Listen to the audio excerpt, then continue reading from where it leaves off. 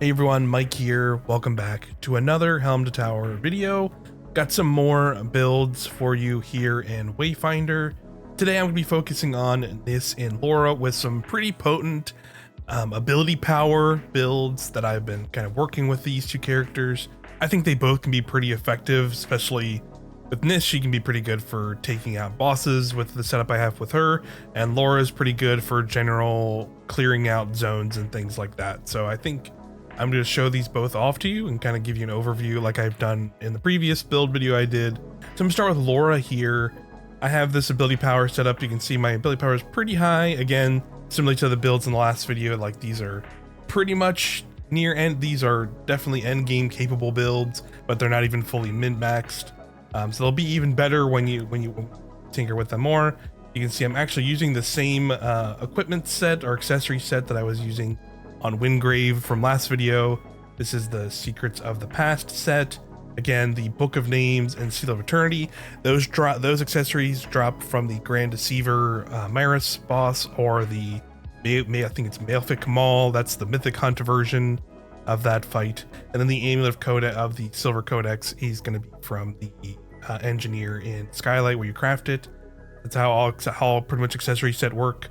So, you know, this gives me ability power, magic defense, and break power. All three of these stats are really good on Lora because of her abilities and how kind of that all this stuff works together, where she has this kind of spirit beast she gets empowered by, and her kind of main sort of thing is this channeling ability, where you'll see once I get into combat and kind of show it off. She has this meter she's charging as she kind of does attacks with her weapon or attacks with her abilities. It charges this meter. Once it's fully charged, your abilities become empowered and are even more powerful. So building into ability power improves that even further and makes those abilities even better. And then I also built into magic defense mainly because of these two abilities that I'm going to be using mostly to effect is this possession ability, where it gives her like a shield to negate damage that kind of based off of her kind of magic defense, and the same with like the damage she takes when she's in her ultimate form, which, you know, you can see she turns into this spirit beast. And, you know, it's a pretty powerful move. This ultimate move, I should mention, also is affected by that channeling meter. So, you know, I've noticed that, you know, when I pop that and I'm not channeled, I do a little bit less damage, and when I am channeled, I do more damage when you fully summon the spirit beast. So it's, you know, it's not a huge gap, but I have noticed it from time to time. So that's something to keep in mind when you're doing this, is probably to look out for being in that channeling state when you go into your ultimate here. So that's pretty fun. I grabbed this here as well, the seismic launch, because you can see it's kind of a maneuverability tool, which I kind of like. You know, and then when you get to level 2, I got that seismic launch gets an additional charge, so that way I can use it in combat, but also have one ready to go if I need to like get out of the way of an attack or do other things like that. If I want to like move around, it can help a lot with that. The weapon was Unity. This is kind of, I assume, her kind of like main sword and shield. Has this ability called Spirit Slam, where you do a big slam. It does a lot of break damage, which is really good for, you know, breaking enemy shields. And then, you know, once you're in that form, you can see the shield be glowing.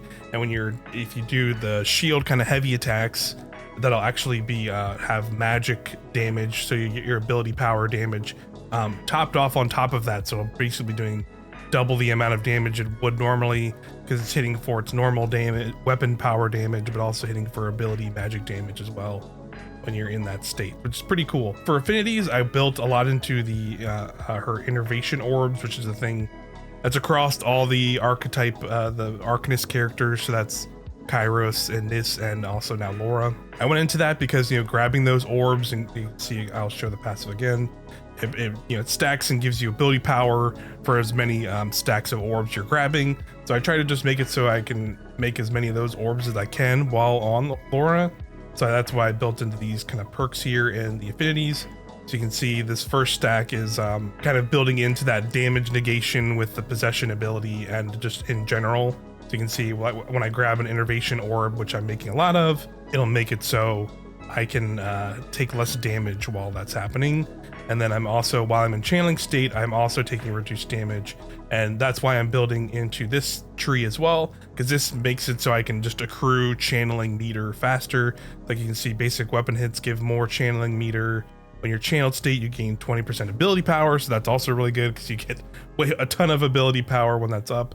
And you can see as once I get to this one, which I'm building towards, it'll make it so they cost even less, so you can be having that channeled state for longer because your abilities are costing less. So that's what I'm kind of building for. Again, in the talent tree, again, going off the innovation orb stuff, that's kind of what I build into, which is all of that kind of havoc tree side. You can see as I pick up an innovation orb, it reduces my ability cooldown.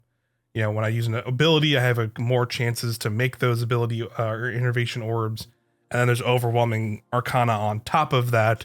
So I'll already be getting the ability power buff for the innovation orbs, but now I'm also going to be using overwhelming arcana, which is just, again, I'm just for using abilities, which I'm already be doing a lot on Lora. That gives me that overwhelming arcana buff, which stacks and gives me an ability power buff even further. So basically 2 separate ability power buffs for her. You know, again, echoes, I kind of built into all that kind of stuff. Like, you know, see I have around near almost 9.5k ability power. I could go a little higher if I wanted to, but you know, I think even with the setup I have so far, it works pretty well. You know, and again, that's without even having fully awakened certain items and gear, and I can have, like, you know, better armor stats and things like that as well. But let me jump into some gameplay and kind of show you some of the stuff you can do with this setup.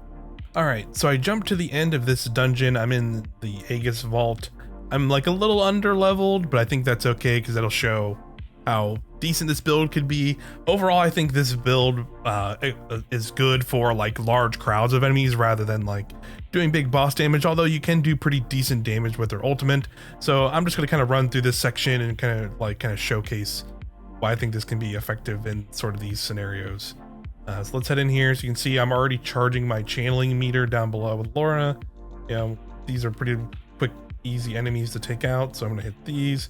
You can see I'm already making innervate orbs as those little kind of blue sparks coming out. You can see I'm already at ×5, which is pretty good. You can see as I do that and I pick up innervate orbs, it also reduces my cooldown on abilities. So I can just use this ability, and you can see I use possession, and I pretty much already have my possession back. So that's pretty useful when you want to negate damage. It can just be, you know, so you can see he's hitting me, but not really doing any damage. And, you know, I'm also doing damage back because of the possession ability. And I already have it back for this encounter now too, if I want to use it. You can see now that was my channeling state there. So you can see like the moves just become way more effective. I get that kind of big punch.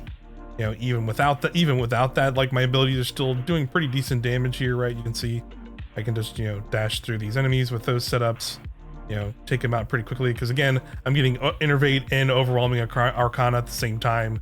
So my ability power is just like juiced with this stuff. And, you know, I'm just, you know, one-shotting these guys, even though I'm like, you know, I think I'm like 200, 300 power underneath them still. So, you know, pretty effective. So here's my ability in action with my weapon. You can see now that the shield is glowing, I can hit this. You can see those. Briefly had a brief window there where I was hitting, you know, purple ability power damage on top of the normal damage I was doing with the weapon. So, you know, pretty powerful stuff with that. Could hit possession again. So with these kind of tankier enemies, because they're just going to keep hitting me and also hitting themselves, which, you know, is pretty fun. You know, and I pretty much had innervate up that whole time and grabbing those orbs and getting my abilities back super quick. So I'll use my ultimate in here to show that off with this setup because it's also very effective. I'm going to try and get it so I'm in a channeling state once I'm there. But you can see even without it, you know, in a channeling state, hitting those abilities with max innervate, max arcana, I'm just, you know, crushing these guys. It's pretty fun setup, and, you know, you can just constantly be getting your abilities back quick as long as you're grabbing orbs and making orbs from using your abilities.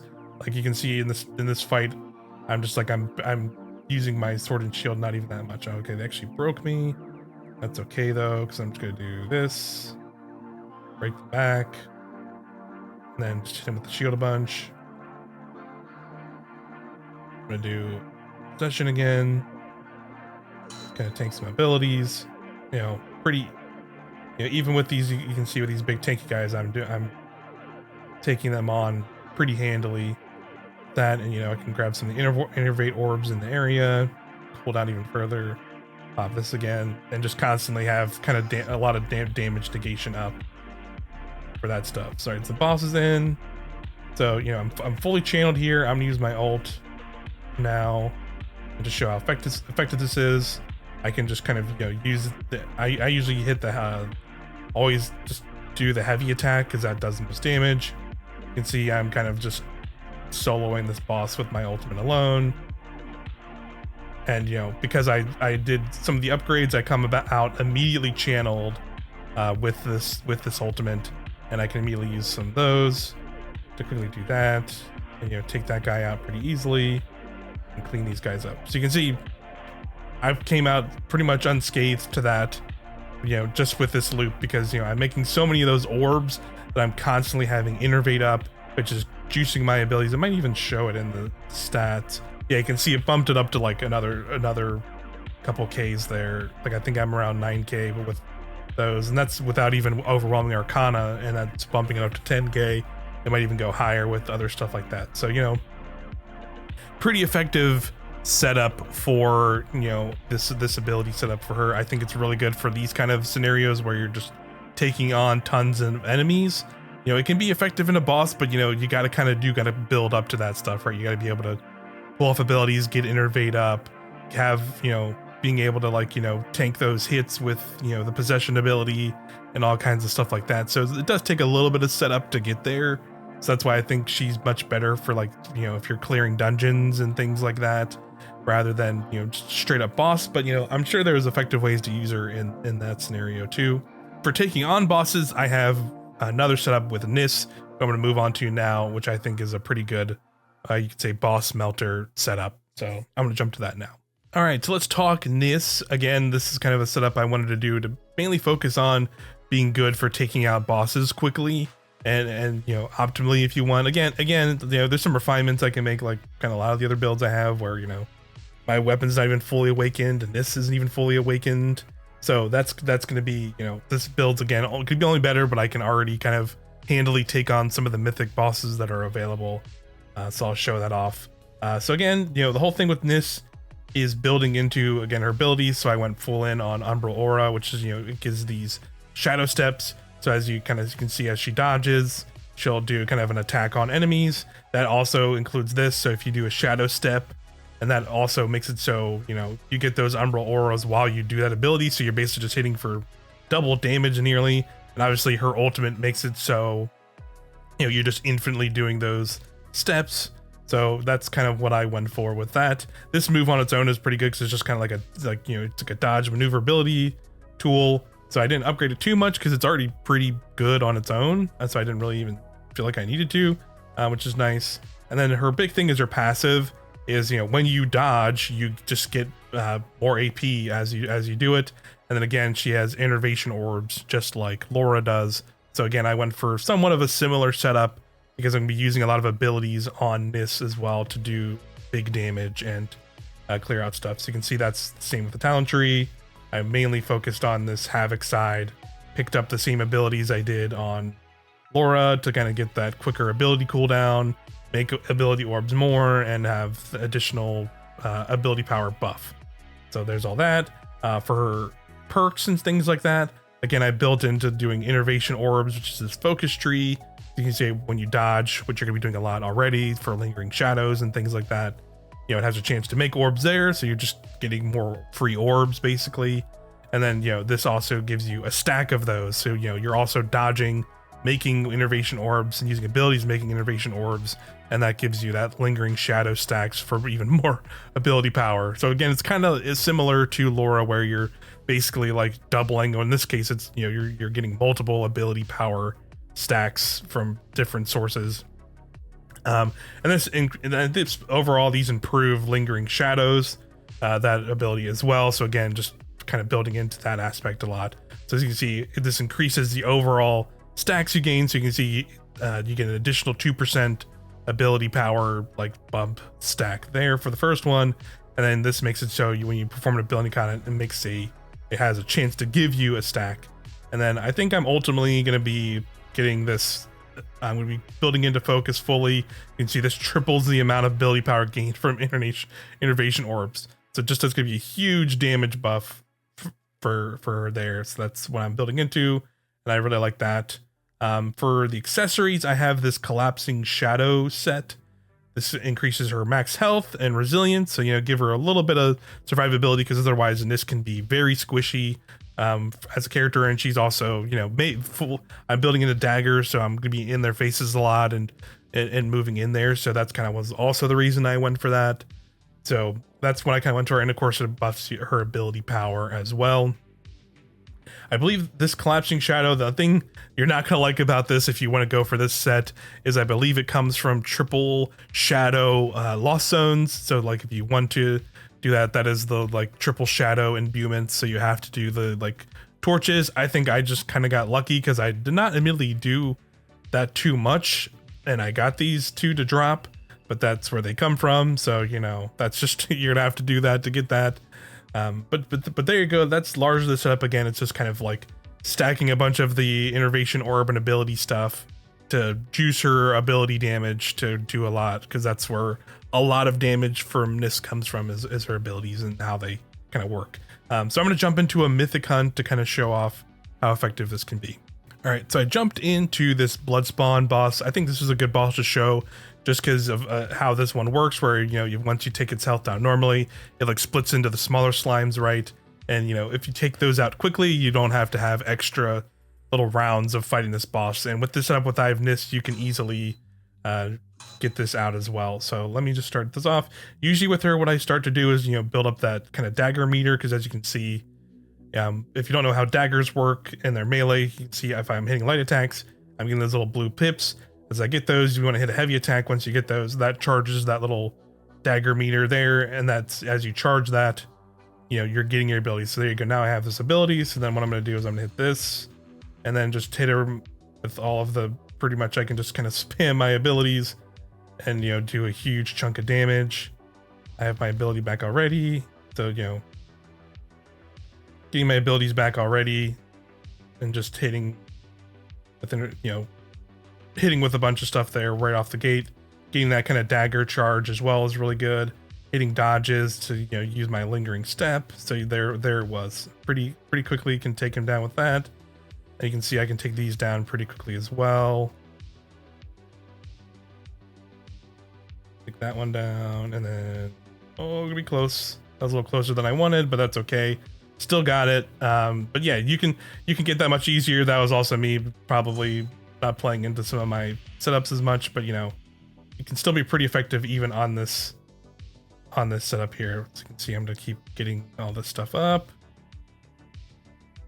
dodging to get potentially lingering shadow stacks, and refreshing that, and then also getting the innervation buffs. You can see I had all three of those going all there at the end, and was just able to cook them really fast. So, pretty fast boss kill right there. And this was the mythic version. I was 400 power under that, I believe, or roughly around there. So you can see that was pretty effective. Got a legendary ransom. That's cool. But yeah, you can see pretty effective setup there for Niss as well. For boss melting, I think it can be pretty useful overall if you're kind of, getting into this end game stuff and you want to farm some bosses for some stuff. And like playing Niss, this is a pretty good setup for that as well. That I enjoy quite a bit. Oh, one other thing I should shout out is I also, in the echoes, I'm going to try and get a better Riven, but I use that on the daggers. You can see causing direct magic damage after killing 4 enemies. You get this kind of burst of ability power effect. So I'm probably gonna keep that on there. I'm probably gonna also run a Dread Legion as well, because that also gives ability power buff, I believe. So you can show again, these builds aren't fully optimized and they're already pretty effective, as you can see. So, they can get even better as, I awaken weapons and do all sorts of things. But, these are pretty much end game ready setups I have for Lora and for Niss that are pretty fun. So there you go. That's gonna do it for this video showing these off. I will be back with another one, probably showing off a couple more in the near future. But thanks for watching. These will probably be like my last kind of set of Wayfinder videos, I'll say, unless they start giving us more details about what content is next for the game. If they're able to make more content for the game, we don't really know yet. So just gonna have to wait and see. But still having a lot of fun with this game, and I hope these build videos help you out. So I'll see you in the next one.